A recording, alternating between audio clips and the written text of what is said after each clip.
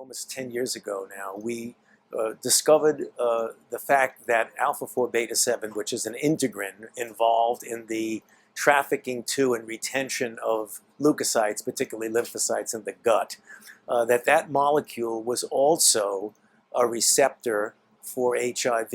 We then wanted to take it to the next stage and said, if that's the case, what happens if you get animals who are infected deliberately, put on antiretroviral drugs, bring down the level of virus to below detectable level, but also treat them with multiple infusions of this antibody to alpha-4 beta-7.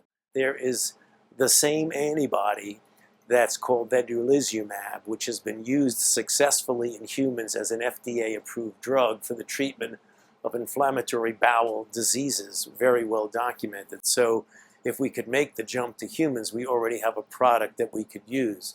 Having said that, in the monkey experiment, when you had monkeys who were given a control antibody versus the monkeys who were given the antibody to alpha-4 beta-7, when you stopped the antiretroviral drug and the infusion of the antibody to alpha-4 beta-7, the control animals rebounded and went on to get sick and died, whereas the animals who were given the antibody to alpha-4 beta-7, and now we have a number of animals anywhere from 1 to 2 years without rebound of their virus, but the virus is still there. Something is suppressing. We're looking now at what the possible mechanisms of A, the suppression, and B, induction of the suppression, which bring us to the current study.